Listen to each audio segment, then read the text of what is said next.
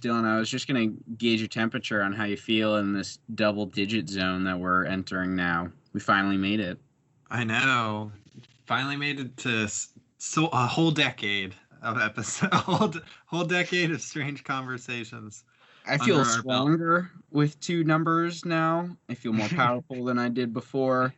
And I'm excited for this new era, this new chapter of Strange Conversations where just everything's different now. You know, we were a single-digit podcast before, and you know, we've hit this new era. Just the fame is really getting to my head already. So it's you've already signed those endorsement contracts. Yeah, didn't even read them. We're in talked with a couple different networks at the moment. It's getting. Wait for our Strange Conversations X Supreme drop. We haven't. Our OnlyFans is actually about to go up too, where you can get exclusive pictures of Dylan and I having a good time listening to music. All right, I tweeted the other day. I was like, why don't bands just take all their music off of Spotify and like Apple Music and YouTube and just make OnlyFans accounts where they just post albums, and it's like, you know, $10.99 a month and you get to listen to our music.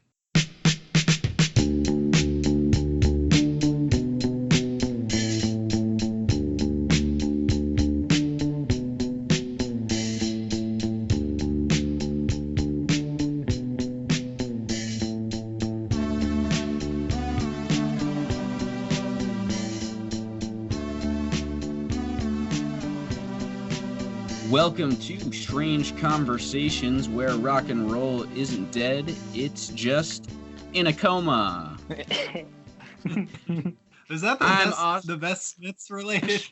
I thought it was a good one. My name is Austin Kenny. Oh, and I'm Dylan Bennett.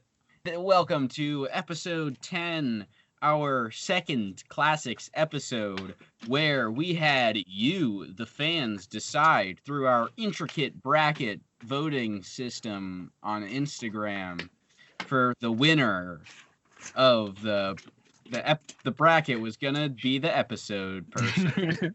Beautifully, eloquently put. Damn. We are joined. Yeah, it's.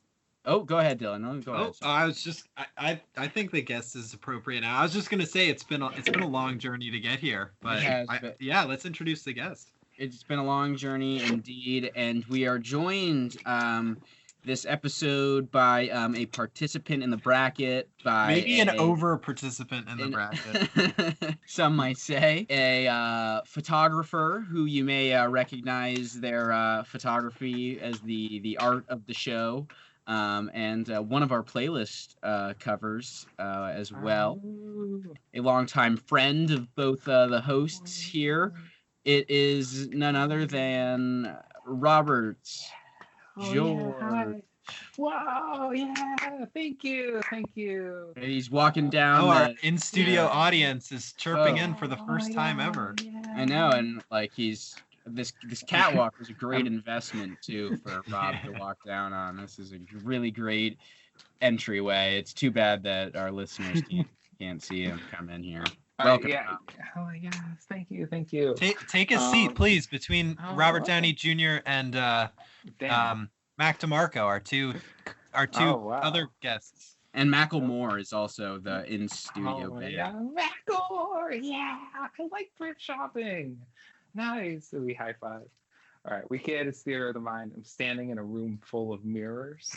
Rob, as I said, a longtime friend of both hosts here on Strange Conversations. Rob and I did along with Dylan, we all hosted shows together on our college radio station. Shout out to WHWS. If you listened to last Solid Record Radio, you may have remembered me as Radio Robbio. Oh yeah, and, with my co-host Audio Osteo. I was thinking about WHWS the other day because there's one mark I'm really happy I left on it, and that's when I uploaded a bunch of CDs onto the system, and for some reason though, whenever the CDs play, they don't shuffle the tracks. They play them sequentially, so like every once in a while, the Velvet Underground and Nico will just play straight through. as well as there's I think another Velvet Underground like greatest hits, Frankie Cosmos CD, a Kink CD, just a lot of random CDs that I've collected over the years. I wonder how many people have in the however many miles radius WHWS gets 15. in the Finger Lakes. Yeah. In the 15-mile radius. I wonder how many people have had a morning where they've gotten in their car, they've been late to work, they haven't had breakfast or coffee or anything, and they turn the radio on, and the first thing that comes on, and they've accidentally left the volume on too loud from the night before, and the first thing that comes on is Black Angel's Death Song, and their whole morning is immediately ruined. Like, irrevocably ruined. This sounds very personal. I love that. I love that song, but I can. This happened to Dylan just the other morning. I can imagine that song at like 7:45 in the morning, not be a pleasant wake up. Austin, do you remember when Greg had to take he ran the radio station? I'm sorry. He had to take out the Calvin Johnson intro because he heard it too much and it upset him. But he didn't. But not the Decemberists that played every hour on the hour. This is fair. That's like the Grateful Dead. I feel like that's such a cool. Could you imagine back in the day being able to say your college radio station has like a Calvin Johnson ID? It's a pretty cool indie thing that we can say. I wonder if I could get it. Can say you made that happen, and we got Frankie Cosmos as well. The Calvin Johnson was cool because it sounds like he had like been kicked in the head by a horse. Yeah. WS. Turn it up loud. I think that's just how Calvin Johnson always talks, though. Like I've seen I've seen him in documentaries lately, and he's just one of those guys where you're either some serious brain trauma has happened very recently, or you've survived a lifetime of lots of drugs, or you're just a weird guy. I really think it could be the head trauma. All right, well, I think we can use Calvin Johnson here as a transition to talk about our overall bracket, which we did over on the Strange Conversations Instagram. If you've been following the podcast, I'm sure you've probably been following the bracket as well. And here we are at the end of it. The bracket literally just ended as we're recording this a couple minutes ago. Are we doing this announcement? I guess we never Austin, really figured I can feel the resentment behind like clenched teeth. I think you just gotta say it and accept it. It's not on us. Final count is 20 votes for the Smiths, 16 votes for My Bloody Valentine. The winner of the first Strange Conversations, Strange Indie Showdown is the Smiths. Whoa, yeah.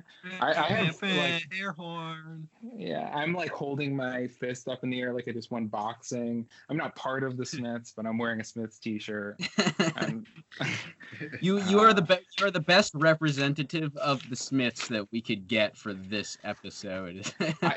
I think Eric could have been a better choice. We had to turn down Johnny Marr, and Johnny was honestly, it was kind of that. annoying how much he was hitting us up. No, you should have done. You guys chose incorrectly. It would have been a better get. I think he'd know more. I don't know. Yeah. All right, so Nice. I think before we dive into talking about the Smiths, though, I wanted to zoom out on the overall bracket and just have a general discussion with my two pals here about maybe some upsets, some things you would like to have seen happen differently, some matchups that you think, like if the bracket was organized differently, some different outcomes. I don't know. What are your final thoughts? Dylan, I guess I want to go to you first. I mean, we've been doing this for what feels like ever now, and we're finally done with the first one. How do you feel with how it went? I think looking back, I think that there were definitely some heartbreaking turns where maybe what I wanted to see happen didn't necessarily go through with the votes. But I think more than anything, I think if not to say I have many regrets, because it honestly was just a lot of fun to see how this plays out. But I would say maybe the biggest thing that, like, looking back, maybe I would have put some more consideration into is that I might have pulled a few artists out and put a couple different artists in. I think maybe in my head, we were trying to come up with artists that were both representative of quote unquote indie music between like 1980 and 2000, whatever, kind of that means for you might change slightly. And I think there were some artists in there that were maybe stretching that a little bit. I'm kind of looking at Radiohead. As much as I did actually vote for them when they were up against other artists, and I actually was surprised to see how far they went, the more I do think about it, while I do think Radiohead has a genuinely and really uniquely creative approach to music making that I think falls in line with a lot of the other artists on this bracket, technically, career choice and business side wise, they've only been an indie artist since about 2007 was when they left, I think, Warner Brothers. So it's a bit up in the air as to the quote unquote indie credibility of Radiohead. Certainly now, but within the time frame of this bracket, not so much. And I think we could have given other artists that maybe would have maybe not been as well known or maybe even got as many votes, but maybe would have propelled someone like The Cure or someone like REM a little further. I'm thinking like bands like Swans, bands like Big Black, bands like Cocteau Twins, artists who definitely were on the short list, but unfortunately just through the think tank of figuring out a ways to balance indie cred with accessibility had to get cut. Yeah, another thing we did on the Instagram today was we posed a few questions to the listeners to kind of get see what they thought. And there were some other people too who kind of agreed with your sentiment on Radiohead, saying they don't really consider them to be super indie as compared to most of the artists. Some other artists that wanted to see on here that I thought were worth a mention, I guess, that we didn't consider, I think partially because we picked bands that we know more. Interpol was a band who I don't think either of us are... See, that one though I disagree with just on the basis of time period. Because Interpol's first album is 2000. So okay. If we do a contemporary indie like music thing, they're certainly on on the bracket. But they don't fall into the time frame. Yeah. Okay. Fair. Great point. Eric, love it. Eric, Bookbinder, another friend of the podcast, mentioned Cockatoo Twins, which I think Rob and Dylan both agree with. I personally don't listen. It's another band that I just didn't even think of because I don't really listen to them too much. Definitely, you'd get into it. Another artist actually that falls for sure.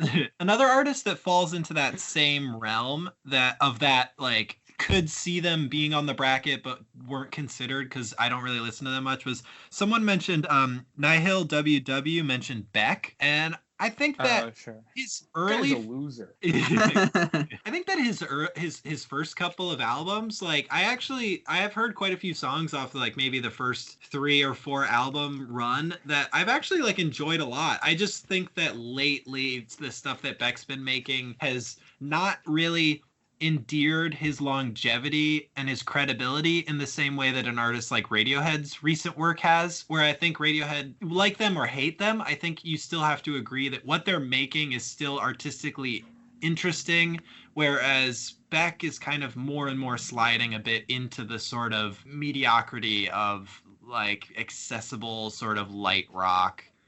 Whereas his early stuff is really, really awesome. And I genuinely actually think that his early stuff merits maybe consideration for a place on the bracket. That was one I saw where I was like, oh shoot, I think kind of considering the framework of a lot of this bracket, I think Beck would have fit in a little better than a band like the B-52s. The B-52s were like the weirdest pick for us, just because on the off chance where that becoming the winning band, I just am not familiar with them in like the slightest, where I think Beck would have been a much better fit kind of for the sound, I guess, of this bracket.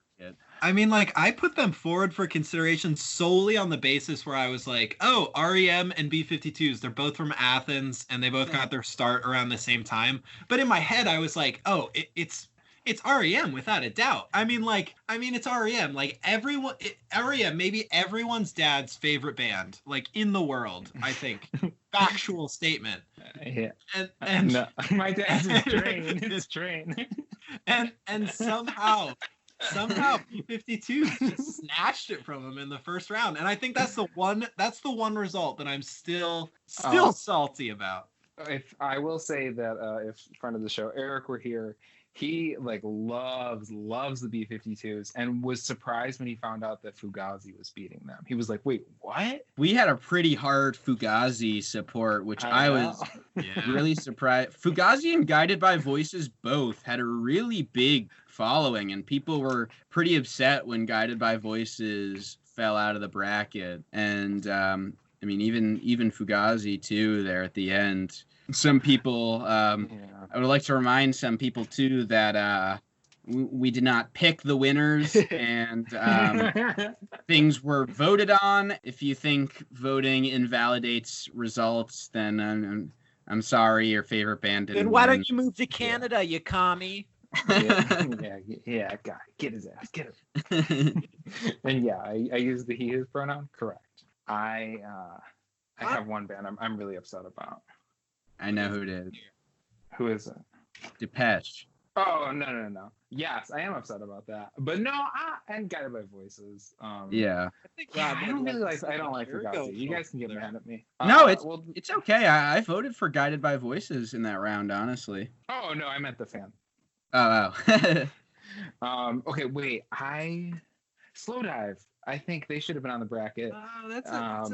If only because, I mean, there's not like a huge difference in terms of time between them and MBV. I'm like in Pavement, before Pavement and after, and like they broke up before them. The list has MBV in my mind. It's like, where's Slow Dive? Yeah, and, that's good. How will it beat it? Yeah. I don't know if this is necessarily as much Austin's taste as it is my own, but there's a whole contingent of early noise rock groups and like sort of 90s post-punk groups that like I would have put forward for consideration, but I also like recognize that a lot of them are my own personal favorites and not necessarily like a lot of people's favorites. But one that I would have said that I think triumphs over just being a niche band that I think really should be like everyone's like an essential 90s band for everyone to listen to is Unwound or Unwound. I still haven't figured out how to say it, but Unwound has a run of albums from 1990 to 2000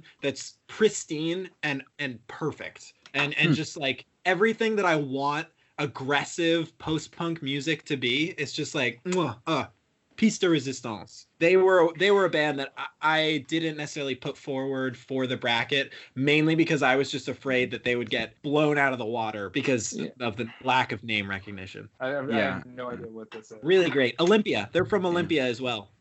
One of my biggest upsets, or I don't know if this is an upset, but I guess going through this bracket, let me start this whole thought over again. Thinking about this whole bracket as it progressed, I found myself being a lot more attracted to some of the bands as they fell out.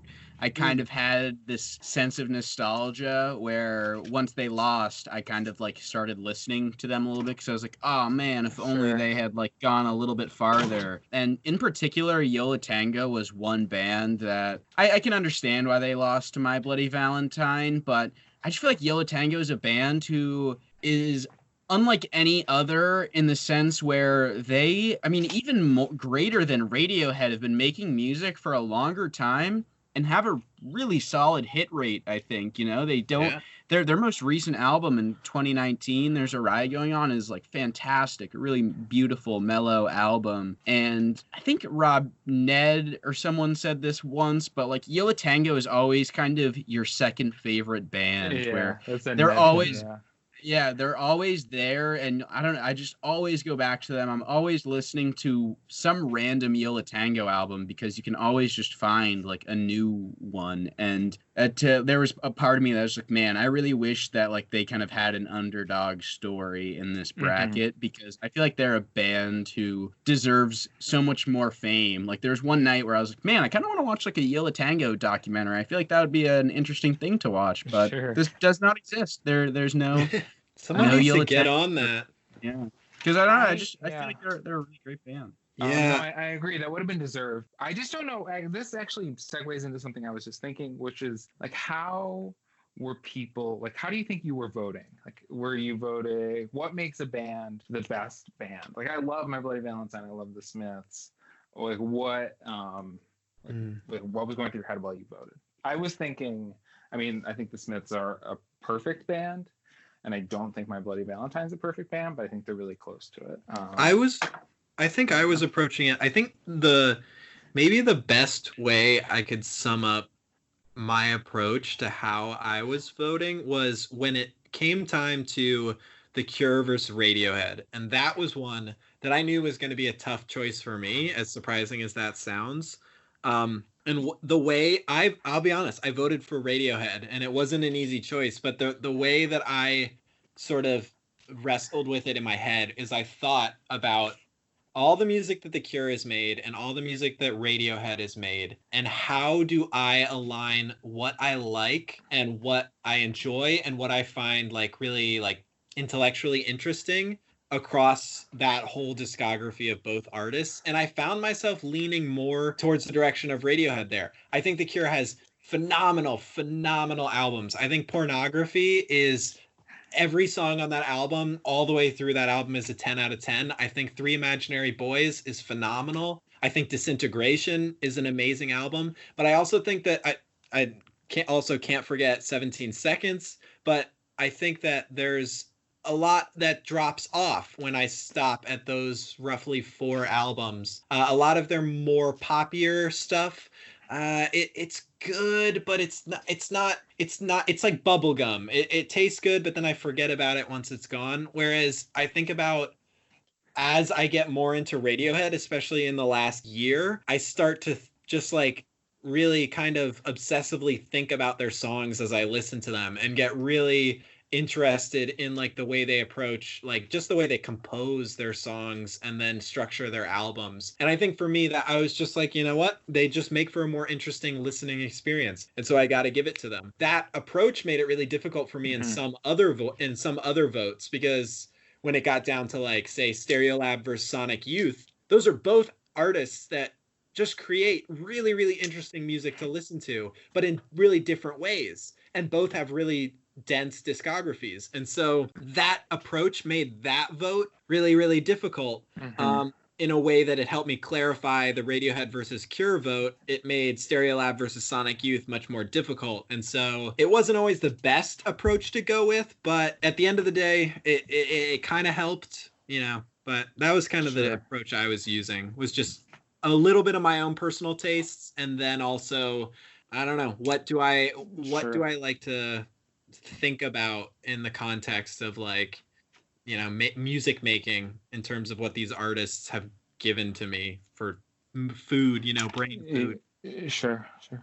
What about you, Austin? Yeah, the way I did it, I think it really came down to a personal note for me on most of these things, where it just kind of came down to what I found myself listening to more, or what I just enjoyed more. One round that I remember being kind of tough for me at first was Built to Spill versus Guided by Voices. Those are two bands that I really love. But it just came down to, I just kind of think Guided by Voices has a better sound, and I like, though I think it's interesting. They're both bands, I think, that have kind of just been making a lot of albums, and as they've made them, I think they have not been as interesting as they've gone along. Sort of on the opposite side of Yo La Tango. Yeah, at the end, it was just like, I like, you know, B1000 and Alien Lane so much more than I like most of the Built to Spill albums, where I kind of made that choice.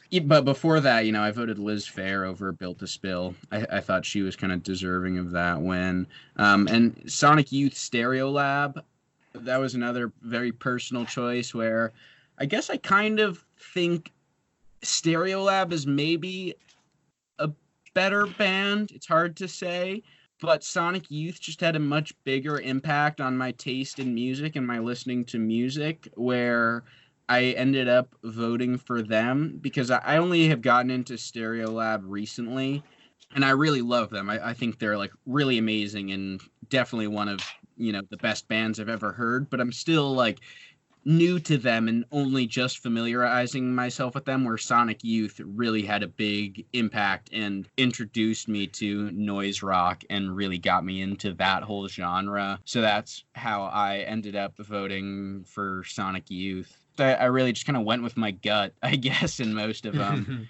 And I mean, sometimes that's just all you got to do. I got to give you, and anybody listening who loves Stereolab, I got to give you a recommendation that I recently stumbled onto. When you read the About section of artists on Spotify, sometimes you stumble into amazing stuff. I was reading the About section for Stereolab the other day. I found that the Stereolab formed around, it was like 1990-ish, when Letitia Sadier, who's the main singer, met who would become her husband, who had just broken up his band called McCarthy, which I started listening to them. They're on Spotify. I highly recommend.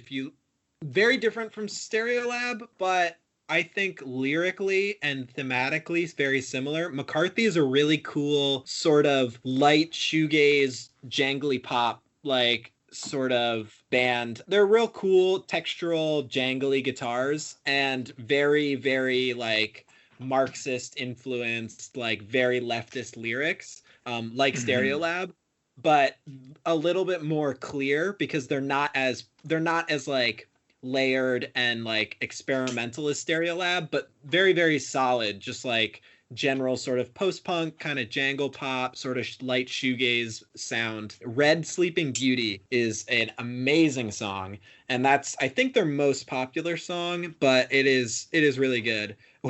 Some highlights of the names of some of their songs. Red Sleeping Beauty is their most popular, but We Are All Bourgeois Now and Should the Bible Be Banned are three of their most popular songs. So cool. Real cool Sure. Marxist British sort of post-punk band that became Stereolab. Mm-hmm. Yeah. I will definitely have to give them a listen. Yeah, I don't think you should ban the Bible. I mean, I don't know if I know who won your brackets. I never actually filled one out with my predictions, honestly. I had my final four were Radiohead, Sonic Youth, REM, and Pavement, and I had Sonic Youth versus Pavement in the final, and I actually had Sonic Youth winning it. Yeah. I definitely had Pavement winning in the end in mine. I think looking back now, I'm really not surprised, honestly, at the outcome of the bracket. Kind of after the first Smiths round against Susie and the Banshees, I realized like, oh man, like a Smiths episode is probably going to happen, because that was. They absolutely decimated Susie and the Banshees, and that was the biggest stomping I think we had in the whole bracket, and I think that's cemented an early win for the Smiths. I will say that who likes Susie and the Banshees, but also not the Smiths, right? Like there's a specific person. Yeah, to like Susie more than the Smiths isn't. I'm sure that a unique. Oh, same thing for Beat Happening. That was a close one, and I was like, who? Yeah. I voted Beat Happening, obviously, in that one. Yeah, I figured you. Yeah, I did too. I think there were a lot of looking at it, there were quite a few votes though that I made.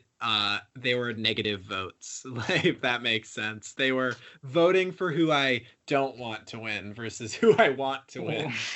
And what was the strategy? I don't know. I think I was just trying to like knock somebody out early so that they wouldn't be a threat later down the line, but didn't work. Yeah. Didn't work. Actually, I think Ned did that. And he voted for was it like Radiohead versus New Order at one point? Yeah. I think he voted for Radiohead as a joke. Radiohead, yeah, beat New Order pretty handily. That was really. I don't know if it's like it's probably unethical to air votes like publicly, but whatever. I really did think it was going to come down to Radiohead Smiths though at one point, because Sure. Radiohead and the Smiths both, I felt like I just saw the biggest voter turnout for them in a lot of different rounds, where I was really surprised when My Bloody Valentine beat them, and it was a narrow victory. That's what I think was a really cool about everything after round one. Round two, not as much, but the 3 and 4 was just so close every time. It was like round 3 especially, I thought was just like the most fun to watch. Like My Bloody Valentine, Sonic Youth changed like on the hour. Fugazi, Guided by Voices, same thing, like changed on the hour. Pavement Smiths, like there was a minute when the Smiths were like beating Pavement pretty handily, but then Pavement like crawled it back up, and it came down to like a vote or two between that one, where in the end, most of them came down to 2 or 3 votes. I don't think there were any victories that were like decisive in these final rounds. Well, I think that means you guys made a good bracket. Oh, thanks, bud. Yeah, no, for sure. I mean, the Coxie twins, perhaps Lodi, but no, I think it like ended up being exciting because I think even like Radiohead had faced, I don't know, Pavement, we would have had a different story. Yeah. I think I'm really happy with how it turned out in the end. Just there were like some fun surprises and twists and turns, but it was just kind of cool to see really what bands people react to. Pretty surprised at just how popular My Bloody Valentine were. I guess I know that they're really well known and like largely influential, but I guess I always assumed they were a more niche band. I mean, their voter turnout proved me wrong. I mean, especially Guided by Voices for me. I didn't really realize that they were such a huge band, but there were a lot of people who love Guided by Voices. Yeah, and I mean, I guess it's just like depends on who you know specifically. Yeah, I think the hashtags, I guess, have an effect too on kind of who ends up seeing these things. It was, I'm happy with how it turned out, and do you think? Yeah. Do you think our bracket is indicative or reflective of a heavy e-boy or e-girl influence in our artists who got more votes? This could be a segue into something that I'd like to defend from last episode. Yeah, I was gonna ask about that. Some have speculated that there were some trolls at work in some rounds, the bracket, and we have some sources, Rob, who consider you to be heavily involved in these groups. Would you care to comment? Oh yeah, no, for sure, definitely. There was hardcore collusion. I at one point voted from 3 different accounts. That's not an issue. I can also say that I want our listeners to know we did take note of double account votes, and we would omit those double account votes, and the results that we do have are the real deal results. We made sure that there wasn't any funny. I was voting against their interest. These guys aren't big Smiths heads. No, that I don't have an issue with. But you did when you made that accusation. Refer to the band Depeche Mode as like and its fans as sad synth boys. And I think a similar claim might be brought up about the Smith. One has been made many times, and not necessarily by you two. I just want to say, I don't like. I was talking about this with my friends. I don't think it's they're not sad. It's like, sure, they have some sad lyrical content, but these songs, like Depeche Mode in particular, bangers. They are absolute bangers. Not even like that. I don't know. I think this is a mischaracterization. I'm sorry. I feel like though they're bangers for people who want to be made to feel in a particular way. Bangers for downers. Uppers for downers. I don't know. I like Buffalo has the Smiths versus the Cure dance party and the Depeche Mode New Order one. I haven't personally been to the Depeche Mode New Order one, but having been to the Smiths Cure, and Austin was there as well. He can attest. Yes, like not even like it's not sad vibes. It's just like let's go for it. Actually, the Smiths v Cure. That's I don't know if it's the same, if it's a traveling circus type deal, but it's. Smiths v Cure dance party came to the music venue that I worked at in January or maybe February, and I actually worked it that night. And it was really cool. It was funny to watch my coworkers who had all worked it every single year, like for the past couple of years, be like, "Oh my God, I can't believe that this is going to be another 4 hours of Smiths and Cure music only." But it made me realize, like, by the end of the night, I was like, yeah. Smiths and Cure is music for partying. I was handedly sold on the idea that you can definitely get down to Smiths and Cure music. I will say every year I dress like the Smiths, and I'm always jealous of the Cure fans, even though they're banned. Like, oh my God, Cure songs, I will say 70% are so tight, but then they play like the 30% of like really just like, can we get this song over with, please? And I think that's why the Smiths won. Not many like that for the Smith. I'm just biased, of course. Yeah, but. no, I mean, I genuinely am not surprised that the Smiths are one, especially too, like, opening up. I don't listen to them a ton, so like, when I actually like went to their Spotify page, and just like the amount of streams they have is just insane. They have like hundreds of millions of streams, and they are huge. They are one of the biggest bands ever. Up there with Joy Division. They like, I cannot personally enjoy them. I can't deny their fame. Here's the thing: you say you don't particularly enjoy them, but I don't think you like truly like you like the Smiths. Here, let's before I answer that question, I'll leave a hanger. Let's take a short little break, a brief intermission here, and because we got some stuff to update the people on. Rob, you can join us here in the ad zone. I'll show you how we get over there. But yeah, let's take a quick break, and then we'll talk about the album. So Rob, you take my hand, okay? Okay. Well, hey. Oh, you're. And then Dylan, will you take Rob's other hand? Yep. All right. We're making a line. All right, ready? Everyone, hold on. We're gonna jump into the ad zone now. Are everyone ready? All right, 1, 2. Whoa!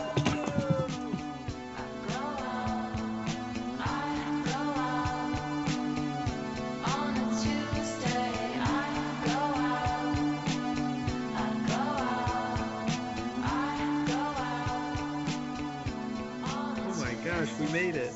Damn. All right. Is everyone here? Did everyone make it? Barely. Oh, I lost my shoes. Oh, I'm sorry. They're lost in the in between. They're lost in the song. That's the Stranger Things? Upside down. All right. So just real quick, really do want to thank everybody for voting and participating in this bracket. Originally, we honestly thought it would be like Rob and a couple of our other friends who would vote on it, but we actually had a big turnout and a big response. So it was fun to see the comments turn into genuine comments instead of people offering us free iPhones and free followers. Thank you. And if you don't already, be sure to follow us at strange.convo.pod on Instagram, and send us an email at strange.conversations.cast if you want to get involved in the show at all. Send us any music, any art. We love to post it, use it for our playlists art, which Rob has been featured on. And Dylan, you want to tell our fans about where you can find those playlists? Yeah, so all of our playlists they're archived on our Instagram stories highlights. So for people who are not familiar with how Instagram works, I'm looking at you over 25s. If you go to our profile, where you can see all of our posts and our bio and how many followers we have and yada yada yada. Underneath our bio and the link to our Spotify will be a couple of bubbles. The bubble that says Strange Playlists will be where you can find the links to those playlists on Spotify. And once you're on the one you want to listen to, click on the top left corner and it'll take you to the playlist. And make sure you follow it on Spotify so that it stays in your library and doesn't go away when you exit it. Rob, you listen. I'm speaking really slowly because I know a couple of parents might be listening. Yeah. And, you know, we're sorry Fugazi lost. Information is clearly conveyed. Yeah, sorry Fugazi and Guided by Voices and REM didn't make it through. Rob, have you listened to any of the playlists? Be honest. Yeah, I listened to the Strange 16. That's it. And I listened to, was Quarantunes one of them? Yeah, that was the first one. First one. That was the one with your pick. Yes, I listened to those two. Sorry, I will say I boycotted the last. Lo-fi? Yeah. What? Ariel Pink. Where is he? Okay, we had 10 songs, and you know we each only get 5 picks. There were artists that I wanted to highlight that, you know, just in my priorities fall before Ariel Pink. I did almost. I will say I did almost pick Jules Lost to his Jewels. Okay, that's good enough of an answer. This next, I'm excited about the next playlist, which should probably be out maybe by now. I'm not sure when we're releasing it, but maybe by the time this episode's out, it's out. But Strange Covers, I was listening to that. I think it's one of my favorites that we've done. Yeah, we just picked artists covering other artists, and it's a fun one. I just really enjoy it. I think it's a really cool mix of. It's a real cool mix of artists you'll recognize and songs you'll recognize, but doing covers that'll throw you for a loop. I think that's the best way to do a cover. Honestly, it's something that's got to feel familiar, but also just, you know, blow your expectations out of the water. Yeah. Also, we want to say that next week there will be no new episode. We are taking the week off to recalibrate, reflect on our 10 episodes, finish up work on the website, as well as plan a few other things for the Strange Conversations podcast universe. So no new episode next week, but be sure to follow us on our Instagram because I'm sure we'll have some other stuff going on. And though this bracket is over, we do plan on having some more in the future. So thanks again for everyone for participating. And I think that's all I got for the ad zone. Oh, and we'll also have a raffle to win $10 million in cash. But you have to follow us on Instagram as well as YouTube, Spotify, SoundCloud, Anchor FM. And you have to send us your address and credit card information within 24 hours of this episode going live. And to be entered into that raffle. $1 million cash. Don't ask why we need your credit card information if it's going to be cash. Yeah, that's how we're funding it, is through the hot new singles. They have given us a lot of funding, so. Which, by the way, I mean, I don't want to go too off topic for the classics episode, but I feel like I'd be remiss if I didn't mention this one particular super hot single. Dylan, you can't mention that single here quite yet. We got to jump out of the ad zone. Okay. We're still in the ad zone. I got to know where to edit the bit back into the episode. So let's jump right out real quick. Okay. Everyone lock hands. You got your shoes? All right. Countdown from. Wait, hold on. 34. You got your phone, you got your keys, you got your wallet? I don't have my shoes. Funky wallet. Okay, all right. Got it. All right, here we go. 1, 2, 3. Whoa.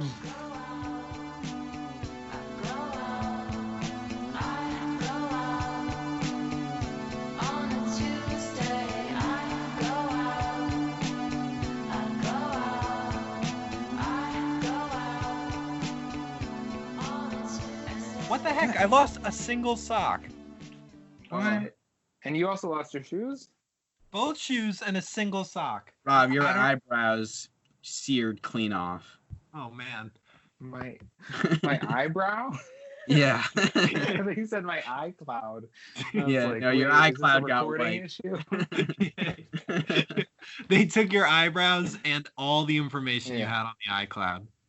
All right, Dylan. I know you did want to mention a hot new single, and I do want to mention some as well. So I'll let you. We got a couple smokers we wanted to mention real quick. I just wanted to give a shout out because I was honestly real surprised when it popped up on my Instagram feed. I wasn't particularly expecting much during this time of quarantine, but Idols, Blessed They Be, dropped a hot new song, and I'm really, really hoping that it is an indicator of a hot new album coming out. It soon. Is. I think it is. In July, I think the new album is coming. Thank you, boys. Idols dropping the song Mr. Motivator, and I will say that it was much needed during this quarantine lull. If anything, I need a Mr. Motivator in my life, and I think this Idols song will have to do for the time being, because it's an Idols song. It kicks you in the teeth and it makes you want to pump your fist, and I don't know. It's like the closest thing to like Nickelback post-punk has, but I mean that in the most endearing. It's such a bad way to sell that song. No.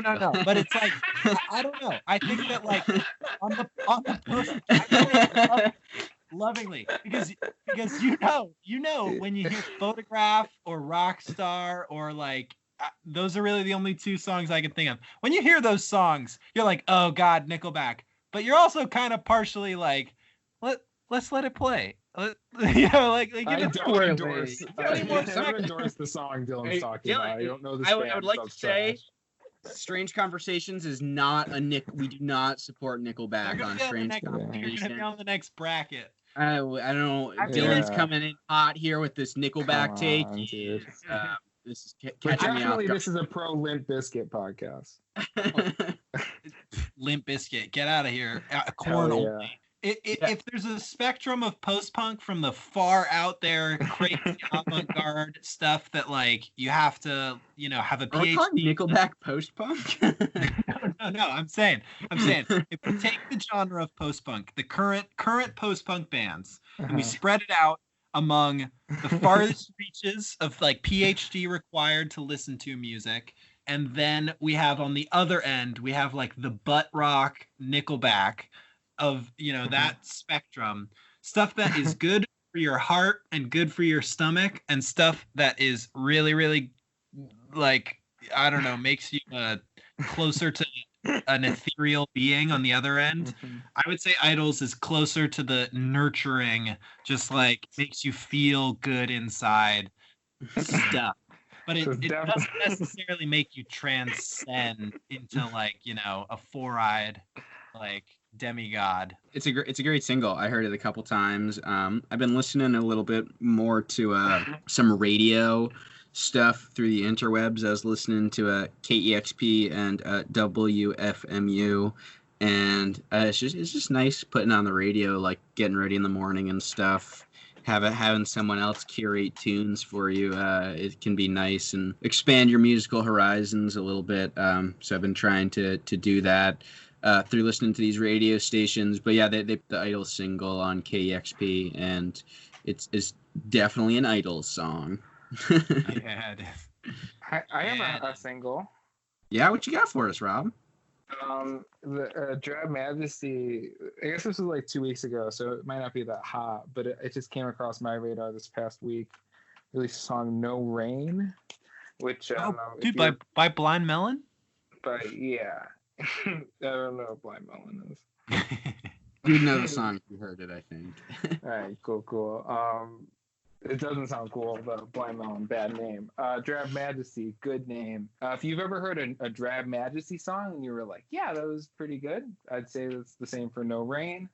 I was not unhappy. I haven't listened to it again, but if I came on the radio, I'd say, oh, I that's definitely a Dry Fantasy song. What label are they on? They're not on they're not on Sacred Bones, are they? I'm actually not concerned with labels. They're on Deus Records. Okay, I've seen them around like the internet. Yeah, they're like a fun dark wave band. Yeah, you probably like it. I don't know if you haven't heard them. I got a single. Phoebe Bridgers released a new song. I See You. Her upcoming album Punisher is out in June. I've just been really into Phoebe recently. She's just got a really great, beautiful, and haunting voice, and writes really sweet songs. And I'm excited for this new album. I've really all three of these singles that she has released are the three songs that have really gotten me into Phoebe Bridgers. I hadn't really listened to her too much before. Gave these singles a listen, and then gave Stranger in the Alps, her album, a listen, as well as a Better Oblivion Community Center. That's a Connor Oberst from whatchamacallit. What's that? The sad one. He's there's probably someone screaming their head off at the fact Bright that Eyes. That's it. Yeah. Bright Eyes. Oh, I've never heard them. Honestly, even better than Bright Eyes, and this is a little out of character for my music taste. He was in a band in like the early 2000s called Los Desparecidos. Basically a pop punk band, but a really cool sort of post-punk meets pop-punk band. And they have one album that's really solid. Like, cool. Really like Nickelback? yeah, kind of like Nickelback, actually. But yeah, Phoebe Bridgers is great. Her new single's great. That album she did with Connor Oberst, great. Check her out. Rob, I think you could like Phoebe Bridgers. I don't know. I'm always... Girls on Tinder love Phoebe Bridgers. Oh, yeah?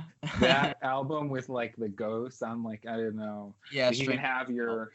Yeah, you can have your Spotify connected to it. Always that one. Huh. And the Watermelon, the Harry Styles. Oh, yeah. Yeah, so...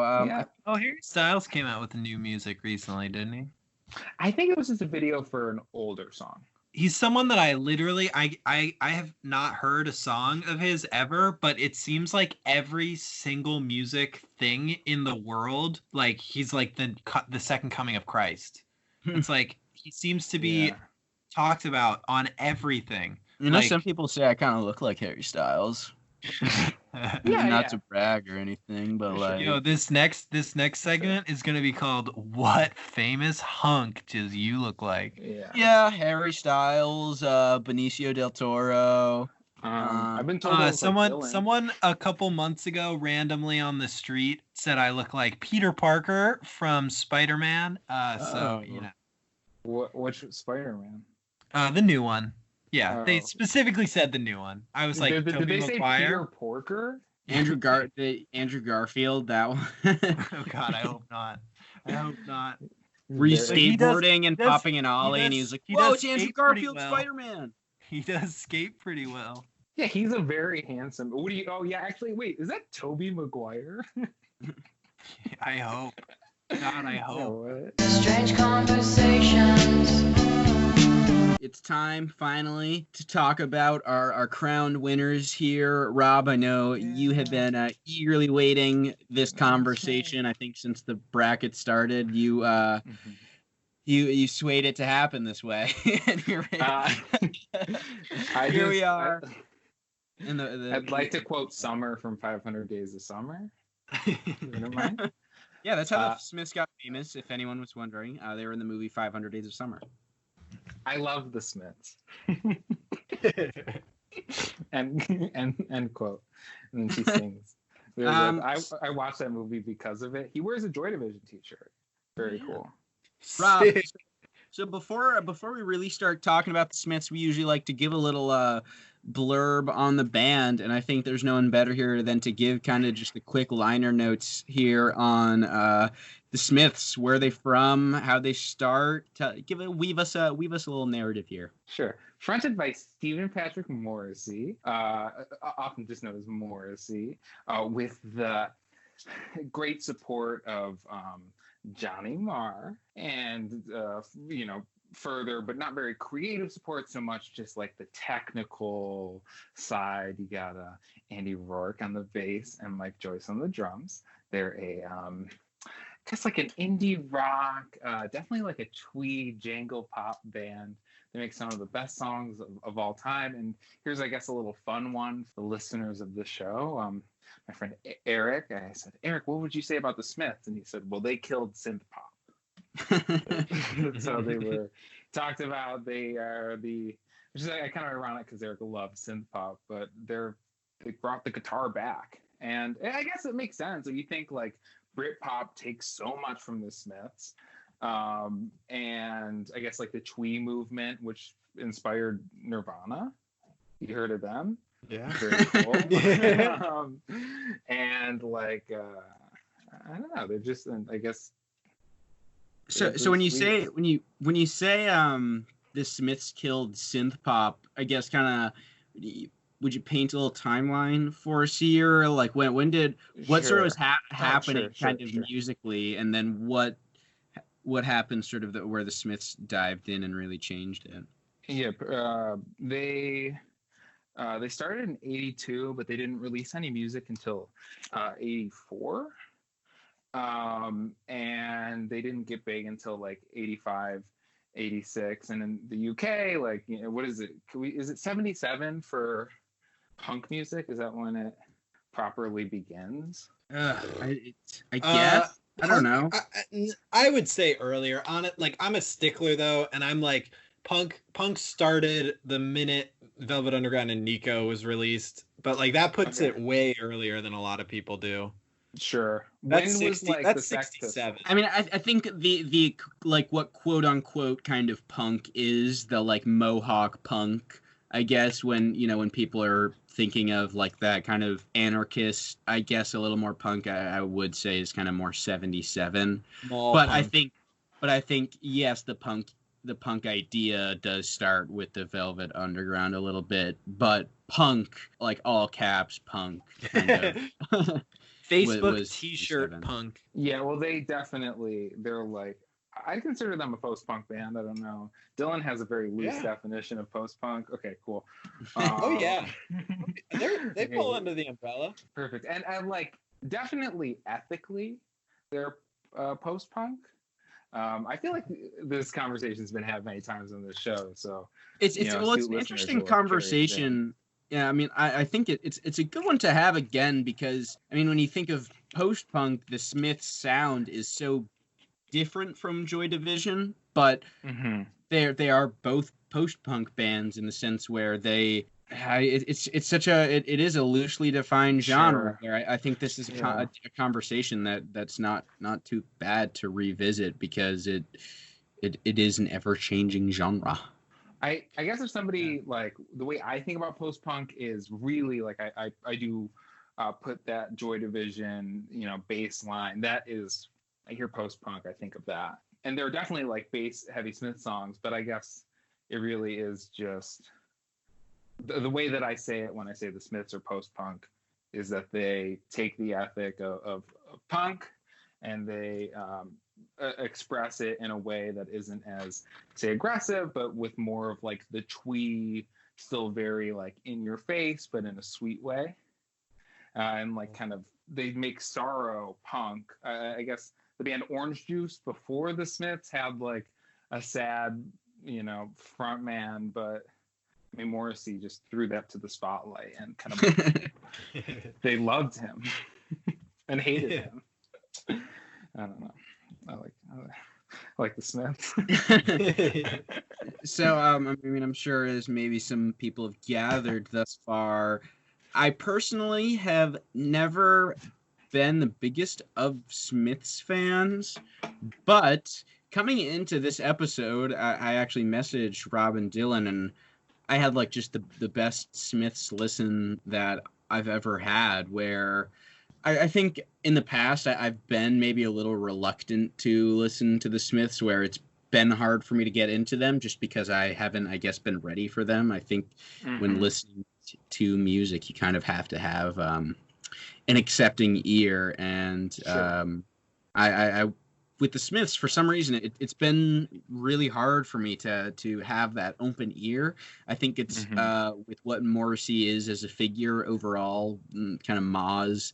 I wish just young Morrissey was forever, because I think he does look cool as a young lad, and great style. Like with How I Dress it is super Moz. But yeah, definitely. I think Morrissey just has become a figure I really just kind of dislike, and it has made me reluctant to get into the Smiths. But in the past, I've had some moments with some songs, "Girlfriend in a Coma" being the one song that initially like really hooked me. And I did want to share this funny story. When freshman in college, when I first met Rob, I knew the song "Girlfriend in a Coma," but I knew it because I liked the band Noah and the Whale a lot. They were like a band that I listened to in high school, sort of, got me into indie music and stuff. But they covered "Girlfriend in a Coma," and I liked their cover of it, but I did not know that it was a cover until I met Rob. I don't know if you played it or if I showed it to you. I don't remember what exactly happened, but I just remember being like, "Oh, wait, that's a Smith song." Yeah, I think in my head, I think you played "Girlfriend in a Coma." And maybe that's not true. Bruh, and I was like, Smith. "What the fuck?" Yeah. No, I had a question for you. What were you listening to today that was like the best experience? Or well, so I had to. I'll walk you through what my listening experience with the Smiths was. So this morning, as I started the day, as the finals were kind of going on, I went back and forth between My Bloody Valentine and the Smiths, just to prepare my ear holes for what my mouth hole was going to say this episode. Gross. worst way to put it. And I for some reason, in my mind, for the Smiths, always thought of "Strange Ways Here We Come" to be my favorite Smiths album, because it had the Smiths songs that I liked the most, being "Girlfriend in a Coma," "Death of a Disco Dancer," and "Paint a Vulgar Picture." I absolutely love with just a very small point. For some reason, whenever I hear that, it's so strange to me, because that's the one Smiths album. Actually, there's two, but that once everything after Strange Ways I've avoided specifically, and only because the two last albums, Strange Ways and Rank, I've always avoided those because I think the album covers are so much worse. I don't know what it is. It's just a purely visual. It's literally just judge a book by its cover. Yeah. But the Smiths through Meat is Murder and Queen is Dead, I've liked all those, but I really have never given Strange Ways or Rank like a solid chance. Yeah, Rank's a live album. I don't know. I think I might have sent this into the group. I may have just said it to Rob, but with Strange Ways, the highs of it are so high, but then the lows of it, when this morning when I was re-listening to it, I just was the in between of those songs that I like. Russian to Push, I think, is an awesome start to an album. It's just such a great opening track, really bangs. But fun fact, go for no it. Guitar, just synthesizers on that one. Oh wow! They wanted to say we're not just a guitar band, we're more than that. Wow. And they kill it on that song. It's such a sick opening track. But yeah, so as I was listening to the album, though, the in between songs I just was so uninterested in. They're just really boring. I like they didn't really hook me. So then later today, once I got home, I was listening to "The Queen is Dead." It's just it was right there when I clicked on the Smiths page, and it's the Smiths album. And I think if I am going to talk about the Smiths, I kind of wanted to talk about The Queen is Dead, because this listen I really was just like, oh my god, like this is like a greatest hits for the Smiths, like back to back. It was I mean, except frankly Mr. Shankly I think is a bad song. I hate that I song. love that song. Oh man. Yeah, that's fair. I think it's it's a funny song, thinking of it lyrically, but wow, it is The Queen is Dead. I just was listening to it today, and I don't know if it was the mood I was in or just my openness to listening to the Smiths. I just was really, really feeling it. In particular, The Boy with the Thorn in His Side. It's a song I've always enjoyed. Jeff Buckley is an artist who I really enjoy. He's a big Smiths fan, and he's done some Smiths covers, and I do like his covers. And listening to these Smiths versions just really like had such a new appreciation for these songs, and just the Smiths as a band, like, oh, is like, I Know It's Over is such an unreal, such a beautiful song. And I just I have been so reluctant to the Smiths in the past, but today just really, really had a much better experience with them. I was ready to maybe roast them a little bit. Yeah. I still do hate the Smiths, I think, to some degree. Yeah.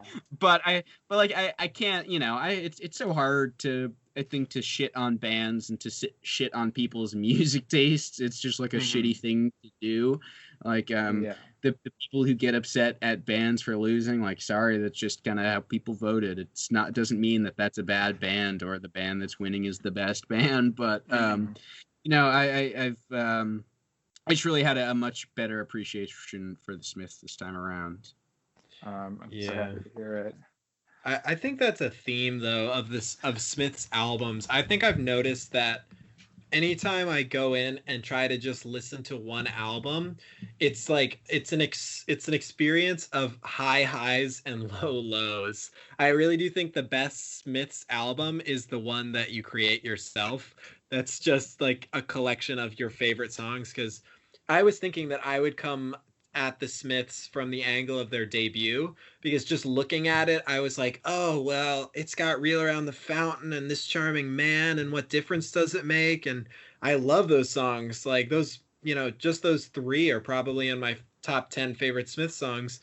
And then I listened to the album and it was like, oh, yes, great first song. And then it's just like, it's a pretty hard dip. I don't remember which particular song it was, but there's this one song that starts out really aggressive. I think it might be Miserable Lie. Yeah. And at first I was loving it. I was like, oh, they're kind of going hard, a little bit like What Difference Does It Make?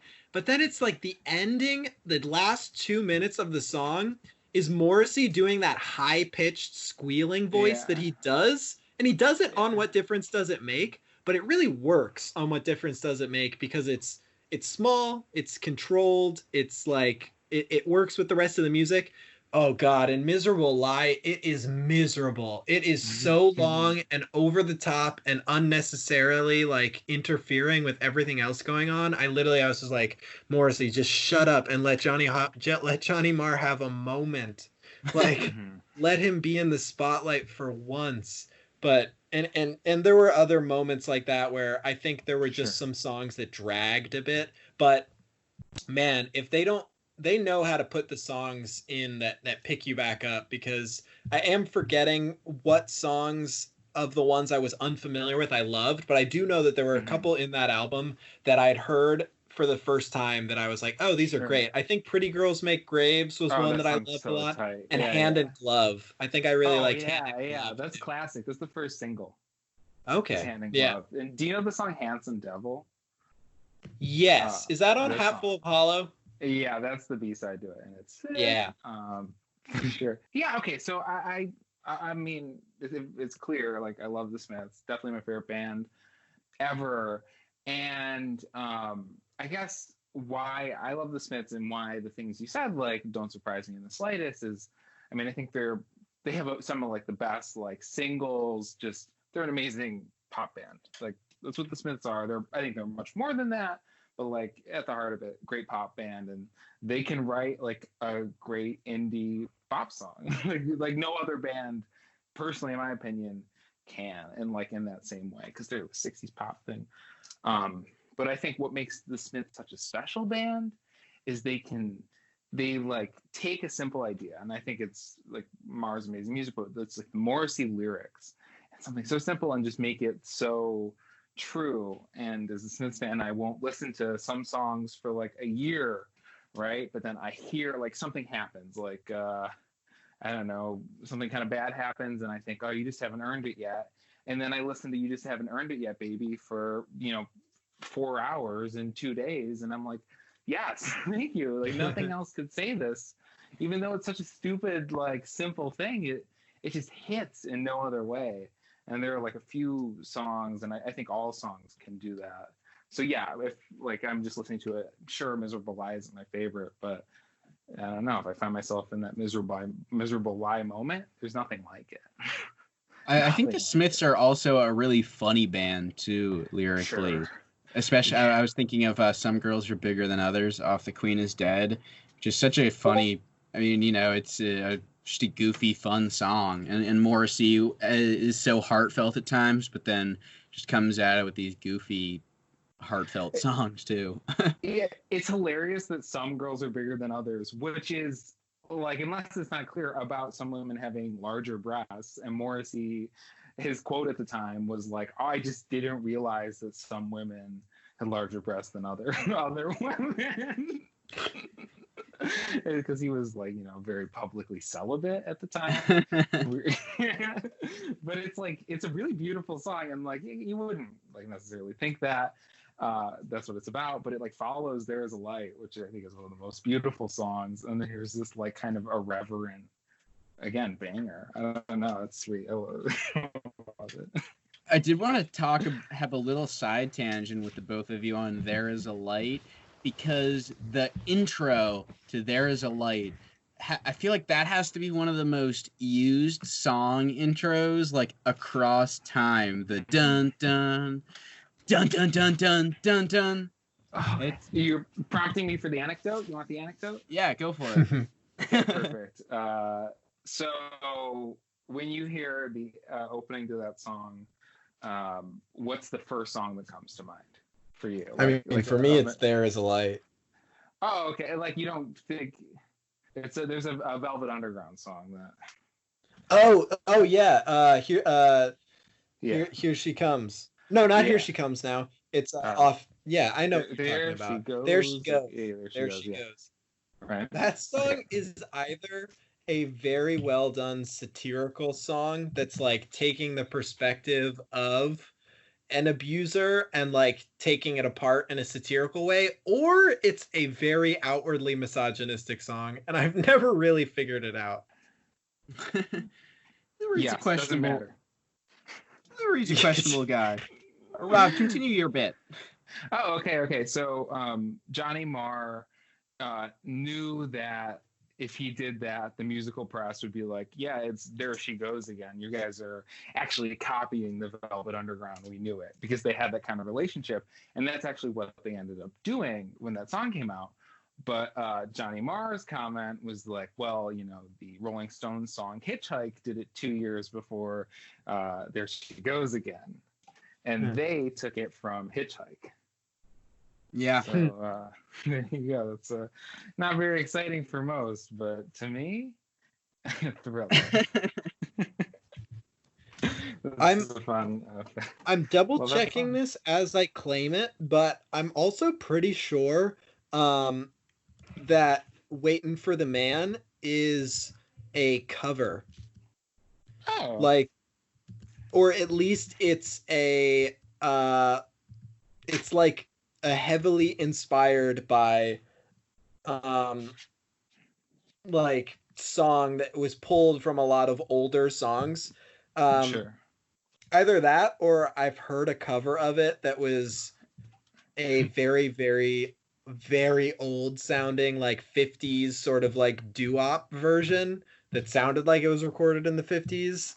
But I know that there's a live version of I'm Waiting for the Man where Lou Reed says, like, he's like, this is a very old folk song about subways. And Could that just made be me a think Lou I was Reed joke. yeah, I think it was. I think it was him just trying to be funny. But it made me think, I was like, wait, is it actually a cover? Because then I heard this one song and I wished for the life of me I could remember who it was by, but I don't. But it sounded like a band from like the 50s doing Waiting for the Man. How I got into really got into the Velvet Underground was I first had heard I'm Sticking With You off the Juno soundtrack, but that didn't really, I didn't dive too much into the Velvet Underground in that because I think it kind of is a weird first Velvet Underground song to hear. It's not really like super Velvet Undergroundy. Well, it is, but it's not. You know what I mean. But I heard David Bowie has a cover of "I'm Waiting for the Man." It's like a live version, and I don't know. I had it on like some movie soundtrack. I can't remember what movie. I think it was Almost Famous. I think there was a moment when there's like a live David Bowie of "I'm Waiting for the Man" in it. Yeah, And there's an that's album. He does a whole cover album. I can't remember what yeah. it's called, but he has a But couple of really cool covers on it. but that's how I got into the Velvet Underground. Is I heard that, and then I kind of thought it was a David Bowie song for a bit, and then I found out that it was the Velvet Underground and dived in deeper from there. But yeah, it's a little side tangent brought to you by "There's a Light That'll Never Go Out." Yeah, A hell little yeah. ditty. That's a great. Pinups. Do you like that That's song, Dylan? Do you like that's There's a the Light? album. Yeah. Oh, I mean, like, I would be absolutely lying if I said I didn't actually like the Smiths. I think that I I like I like giving them crap, and I like arguing with Smiths, like outward Smiths fans. But Sure. at the end of the day, I also wholeheartedly enjoy and really do like quite a lot of Smith songs. To the point where I think I'd honestly be more accurate in saying that I'm a Smiths fan. But Morrissey does leave a stinking aftertaste in my mouth, and I think that the moments where I find myself marveling at Johnny Marr's creativity with the guitar, I'll often have, it seems like a moment where Morrissey comes in to like steal back the spotlight, like where I honestly think he's an amazing singer, and he might be one of the most influential singers of all time. I also think he's one of the most neurotic and egocentric frontmen, because I think there are moments on Smith songs that would have been served by silence from Morrissey, where instead he just adds things that are unneeded. I would definitely agree with that to some degree. I know this is probably like hurting Rob a little bit. But where I am like really blown away by the Smiths is instrumentally today, especially it might be that remaster of The Queen is Dead that came out recently, but oh my gosh, like the mixing on some of these songs and the instrumentals are just phenomenal. Like Johnny from like Johnny Marr's guitar playing, and Andy Rourke, right, is bass player. Yeah. Oh, nice, nailed it. Andy Rourke on the bass, like just some really amazing instrumental moments happening in the background. And Rob, didn't you mention that like the songwriting process was really weird, where like they would record the song and then like give it to Morrissey, and then Morrissey would write the lyrics to it? Yeah. I think like I know for a fact early on they would it wasn't like tape given to him, but near the end, like definitely during Strange Ways, I know Morrissey was like an alcoholic, and he would like disappear and just like write the songs and perform them.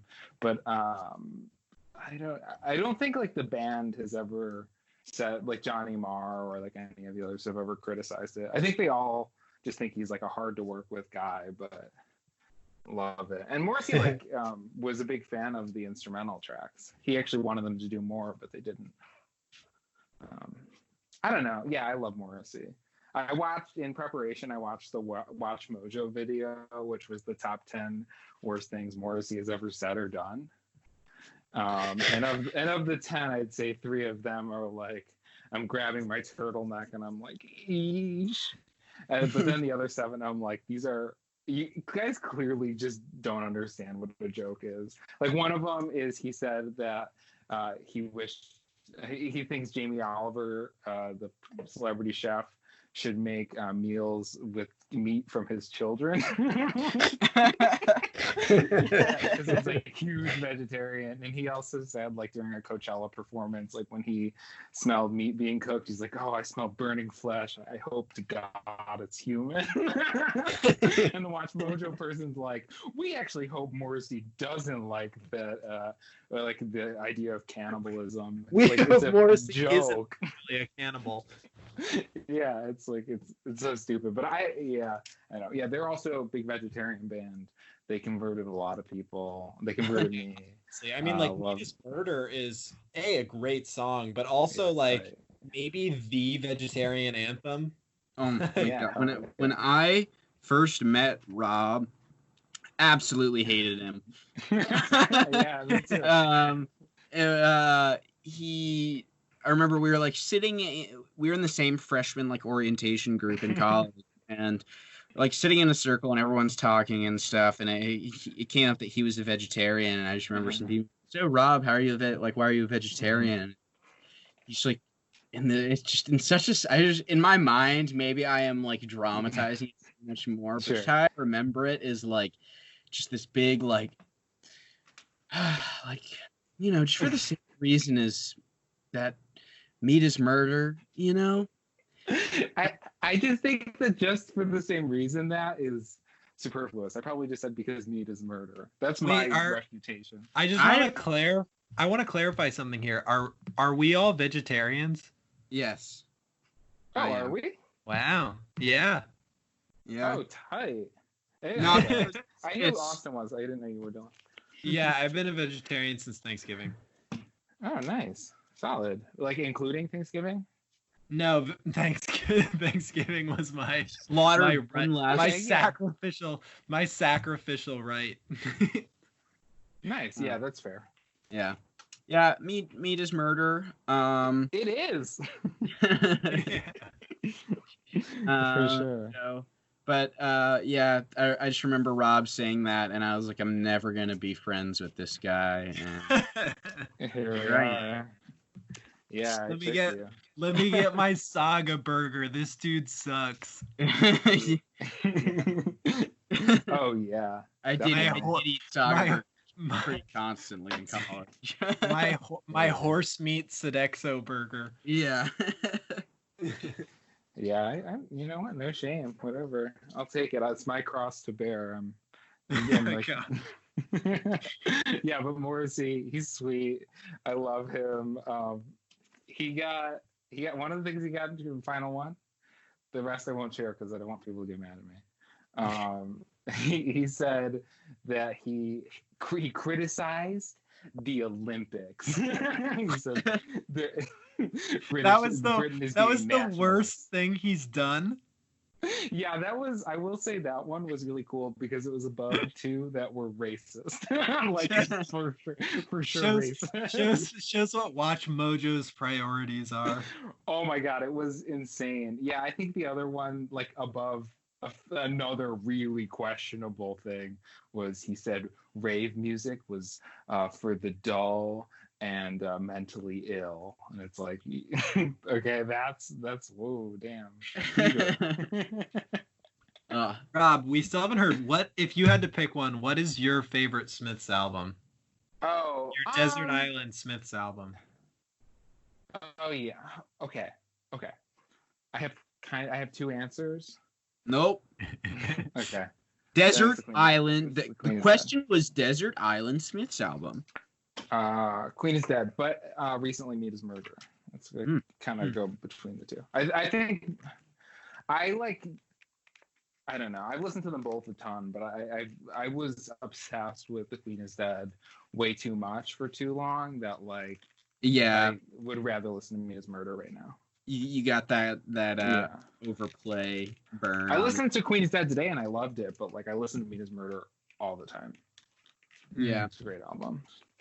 That has an amazing, like, okay, they both have an amazing like duo of songs. The Queen is Dead being Cemetery Gates and the Big Mouth.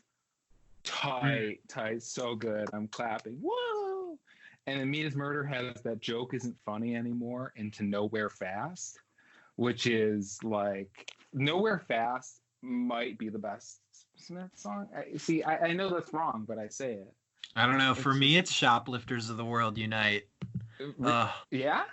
Love that song. Oh, That's a God, cool I one. love that song. I never Austin, actually yours heard is that Broken one Echo. before you brought that to my attention. It's a really cool one, Dylan. I like it too. Yeah, I like it's kind of got like the guitar treatment that sort of like How Soon Is Now has, like a real Sure. sort of vampy kind of like large guitar sound, but it also has like it has more of the Morrissey croon that I like than I think How Soon Is Now. It's got a good mix of all the elements of a Smith songs that I like. I think for me, I've Girlfriend in a Coma for a long time. It was the one Smith song I really like. I really don't know why. I think it's such the bass line popping in it, and it's just such a fun, weird song. It's But I just funny. absolutely love it. Yeah. So funny. But I think my actual like favorite Smith song now, it would have to be Boy with a Thorn in His Side. That's Morrissey's favorite Smith song. Yeah. Hey, Morrissey and I have a lot in common. Yeah. Gemini season. Whoa. Yeah, that's how we want. It's his birthday tomorrow, by the way. Oh, really? Yeah. Wow. Yeah. That's actually so. When we released the Joy Division one, it was like the day before the 40th anniversary of Unknown Pleasures, and now here we are releasing this by Morrissey's birthday. So, Just perfect timing. Synchronicities all over the place. Can I give some Smith's fun facts? Yeah, let's do it. I alluded to this one earlier in the GC, but group chat for those Fugazi fans. But Last Night I Dreamt That Somebody Loved Me is David Bowie's favorite Smith song. It also should have been a James Bond song. And another one from Strange Ways, it's a New Order based fact. The song Death of a Disco Dancer at the time was criticized for being racist. I don't really know why, other than that's yeah. It's because I actually know this back then, like the early 80s and especially in the mid to late 70s, disco music was basically used as a big scapegoat for both people of color and the homosexual community and like the wider LGBTQ community, because disco music as like just a wider movement and also as like a social space and a scene was most widely adopted and celebrated in LGBTQ and POC communities. And so when that movement in like there was like a movement in the late 70s and early 80s of like punk and like metal and hard rock, of like the disco sucks movement. A lot of that was because people viewed the music just as like light and poppy and soft, but also a lot of that was a sort of a scapegoating of people being able to criticize POC and LGBTQ communities. And this was also during the time of the AIDS epidemic. And so disco became a sort of like a public enemy as a sort of an easy way to criticize these communities without being overtly like racist or homophobic. And so I don't know what the intention of the Smith song was, but I do know that like a lot of the intention behind like the disco sucks movement and like those type of sort of machoistic rock music like fan groups and movements, a lot of that was based in like a general racism and homophobia. Well, the why I bring it up is because I didn't know that, so thank you for sharing that. Johnny Marr said, like, how could we racist? The number one disco band in the UK right now is New Order, and they're all white. That's one of my favorite. Another one of my favorite Smith songs. I think it's really cool. I don't like that song. Really? It's Yeah. interesting. I love it. Nah, I don't like hate it. It does nothing for me. Oh, I love that like That's guitar creak in the beginning. Like the. You know what I'm talking about? Yeah, I know what you're talking about. Yeah. All right, though, but for real, is the best Smiths intro?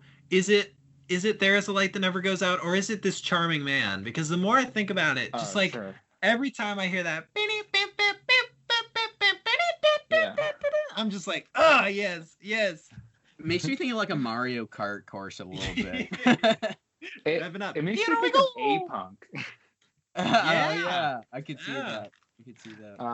In the sense that it could get kind of, There's a little grating. there's a Pitchfork article in there somewhere. Yeah, or The lineage between the Smiths and the Vampire Weekend. Okay, that sounds like something for an as yet to be announced blog. Well, I mean, like, I feel like none of us are capable of writing it, though, because I imagine the first sentence is like, when I was living in Brooklyn studying at Columbia in 2007, my good friend Ezra Cohen. Mm-hmm. Okay, well, as somebody who exclusively went from exclusively listening to Vampire Weekend to almost exclusively listening to the Smiths, I can write it. The bridge there being the drums. Yeah, that's. There is actually.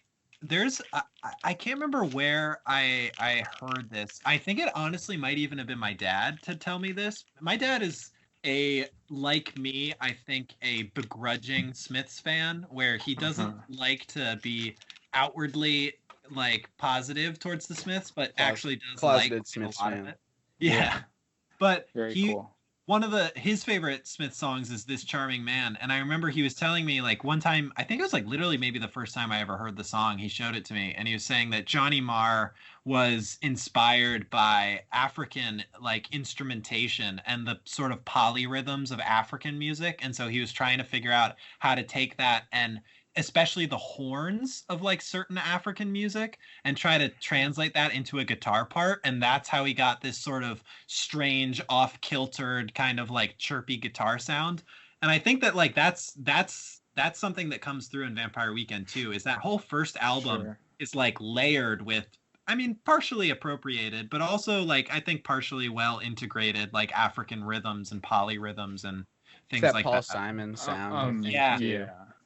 I don't know. That makes sense. What you said. The only fun fact I have for that is his girlfriend. He was like playing it on a little toy guitar when he first played it, and his girlfriend was like driving, had to like speed him over to Morrissey so that he could play it and have it recorded.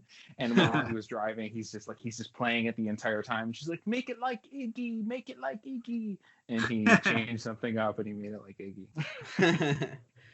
Rob, you got any more Smiths fun facts before we finish up here? Yeah, let me come up with one more. Can you give me an album, a song? I don't know. Do you have a favorite Smiths anecdote, or even a personal Smiths story to wrap up? Oh, sure. Oh yeah, okay, got it. I saw Johnny Marr perform in 2018 in Buffalo, New York. Sort of a small show. I have to say it was easily the best concert I've ever seen in my entire life. And I know why it was the case. Johnny Marr, he talks about this a lot in his book, which Set the Boy Free. I highly recommend the audio book because he reads it. He says that every concert ticket is a contract to his fan that he will put on a great show. Totally opposite from Morrissey. Yes. A concert ticket is a piece of toilet paper. Oh my God, no. He one of his dishonorable mentions on the Watch Mojo video was he said he canceled one of his concerts because it was too cold, but he always canceled. Don't buy a Morrissey ticket. But at the concert, I guess this will be the final bit. Just before Johnny went into his cover of There's a Light, I guess his version. I don't know. I consider kind of I don't know. Before he performed it, he said, "This song goes out to everybody who's in this room right now, and not anybody else." And he started playing it. It was so It was so sweet, and I loved it. And his version is really fantastic on his album Adrenaline. I cry every other time I listen to it. So good, because at the end everyone sings along. It's like background singers from the huge audience, and then they chant Johnny, Johnny, Johnny fucking Ma, Johnny, Johnny, and it's like fuck yeah, well, yes, we love you, Johnny. Oh, I think it would be great to end our little Smiths convo on a good little Johnny Marr note there. Thanks again to everyone for voting in the bracket. Strange conversations. Before we do a full wrap up of this episode here, Dylan, I wanted to check in with you. We're here at 10 episodes, and at the end of every episode, we, instead of giving, a standard sort of 1 through 10 rating of an album, because Dylan and I just kind of agree it's a little arbitrary, and listening to music is so subjective that it's hard to put a label on an album like that. Everyone's going to listen and have a different experience. So I wanted to check back in with you, Dylan, with the 9 other albums, or I guess 8 other albums that we've talked about, not really including Joy Division there. 9 other albums. Yep, because we did the double ep. Yeah. What have you actually been listening to? We always say, are you gonna listen to this again? What are the albums that we've talked about that you've really been going back to that you've enjoyed? Rob, I know you've listened to a couple of the episodes too. Mm-hmm. If you want to chime in with any of the albums that in particular grabbed you. What have you been listening to that we talk about? Yeah, I mean, I've certainly been listening to Facts. I got that record. I pre-ordered that record and got it in the mail when it came out. Void Moments. I also recently got their first album on vinyl. I've been listening to them quite a bit. They had just generally, like, even before we did the episode, they were a band that I liked a lot.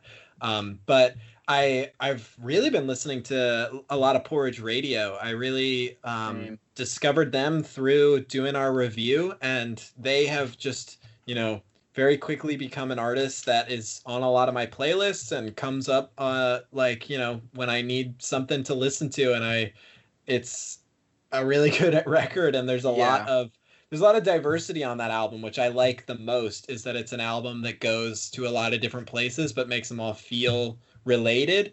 It's not one that's like crazy pulled apart. And I second that. I want to, before you jumped ahead, I wanted to second that, Porridge Radio, because that's one of the albums I constantly go back to. It's just got some super fun songs on there, and great songs to like let some rage out to, in a sense, when they kind of have those big explosions at the end. Porridge Radio, Bad Seed, great record. Yeah. I mean, I've been listening to I have been listening to There Must Be More Than Blood quite a bit. I would say it's, certainly at least a couple times a week it comes on at certain points. Agree. But I haven't been listening to the rest of the album as much as I thought I would. But I don't think that's because I necessarily don't like the album. I think it's just because I've been just doing a lot of like more casual listening and putting things on in the background to listen to as I work or as I like just, play around on the internet. And so things that I've been listening to have more just been things that I've been trying to like just have music on to have music on. And one of the things that I've really been listening to, I maybe even more than all the others that I've mentioned, has been that Thundercat album. Just because it's a great album to like work to relax to cook to. And I've just found that I've put on like a Thundercat radio station, and it plays a lot of that album, but it also plays a lot of related artists and like earlier Thundercat stuff. And so I just found that like that's a really, really good thing to listen to. It just puts good vibes into my day. And so what about you, Rob? What are some highlight albums? Well, if any. I've said this before. Whenever I listen to your show, I've listened to every episode. You said, I listened to a few of the songs from the album that you're talking about, and I get like a general idea, and I'm like, okay, I understand what this is, and I'm like, I want to listen. I want to keep listening to the show. Like the music is just never. I'm like, I guess if there's one supreme compliment I can give the show is like, oh, I'd rather be listening to this than the actual source material. It's more interesting to me. Thank you. Okay, it's and it, like a lot of it. I bet I would really like it. I'm a weird. I'm a weirdo. Yeah, you're tough with music. Yeah, I like one album for a month. That's it. I think did I remember you mentioning to us Lost Kellys being a standout for you? Yeah, that was is that 2 episodes ago? That was the last episode. Oh, it was last episode against Caleb Landry Jones. So funny that I remember that. I think it's only because Stream Our Consciousness. Pointing at the microphone. They had just shared that they started listening to it based off of you. But I like Lost Kellys. Like if I were to listen to one, it'd probably be Lost Kellys or that Joy Division band. They sound cool. Yeah, they're all right.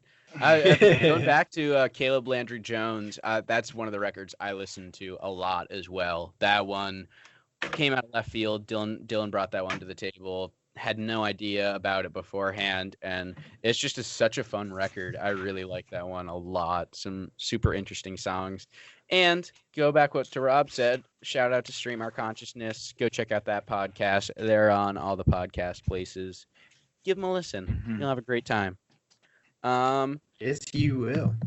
I've found that honestly though, I've been listening to our playlist more than I've been listening to the albums, and I haven't been doing it purposefully, but I think it's just because I've been interested with seeing how like we approach the themes, and then like how they come together as a finished product. Whereas I listen to the album so intently going into the episode that like once we do the review, I sort of, in a sense, feel like I'm like, oh, okay, now I need some space from that album. Like, Yeah, not in a sense where, like, I didn't enjoy it, but just like, I'm like, okay, all right, I don't need to listen to it 4 times a day now.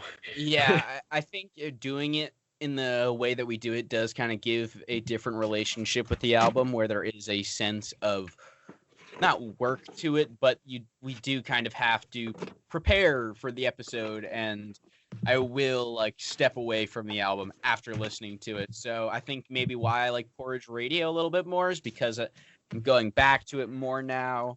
Car seat headrest, yeah, I just think it's not the car seat season for me. I don't know. I kind of just fall in and out of phases with them where it'll either be all I listen to or I'm not really listening to them a bunch. And I guess just right now isn't that time. And Making a Door Less Open just wasn't my favorite car seat album. So it hasn't been something that I've been going back to as much as I initially thought.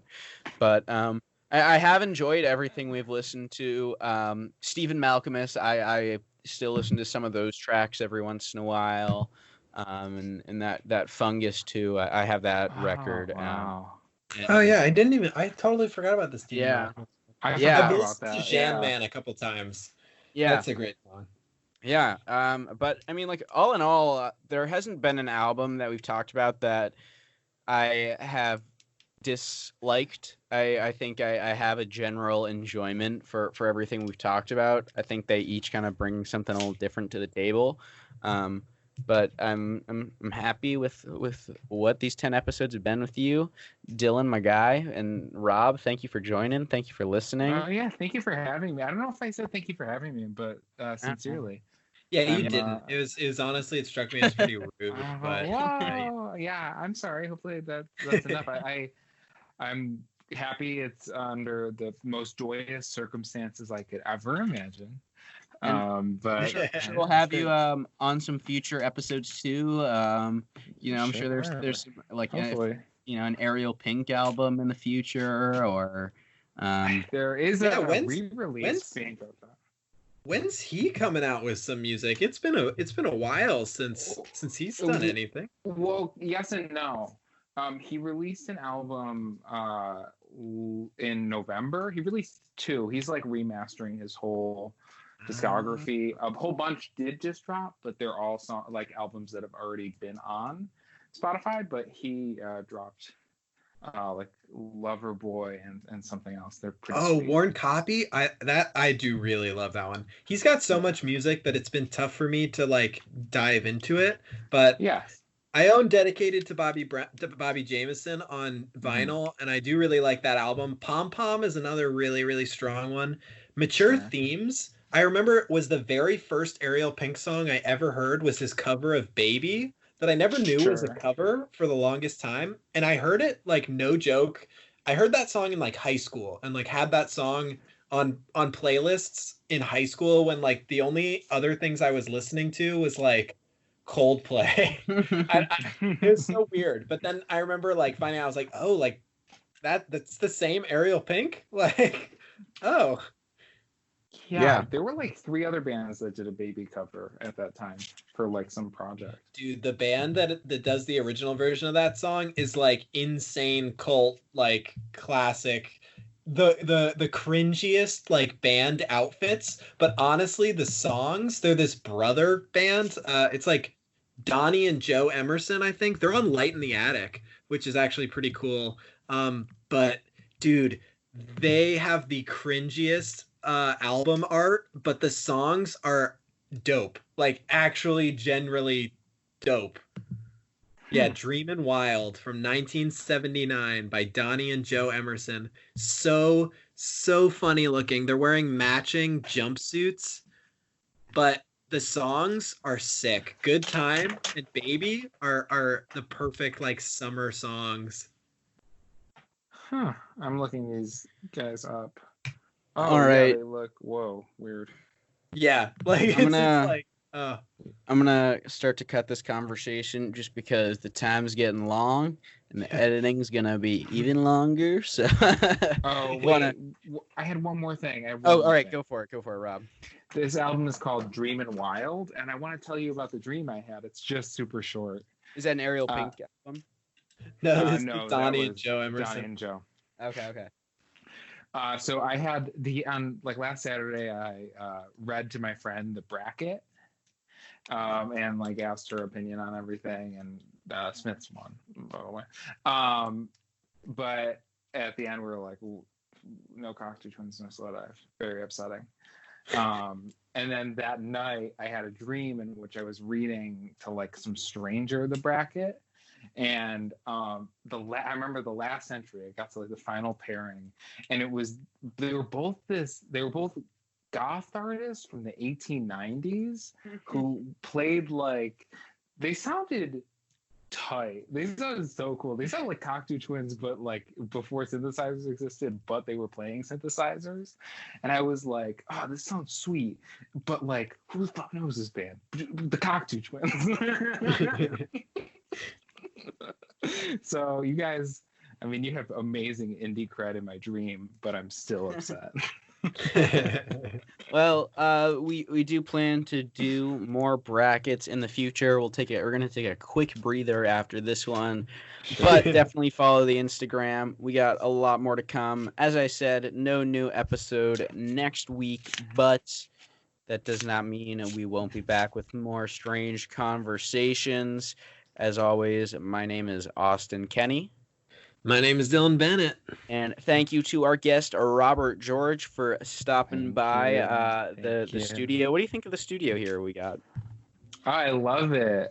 It's very nice. I think that the beanbag chairs were a little uncomfortable. Oh, sorry. Were the lava lamps too much? No, that got me in the mood. Nice. All right. Cool. The incense scent, not too overbearing. Patchouli, delicious. All I right. wanted to burn lavender vanilla, but I got vetoed. All right.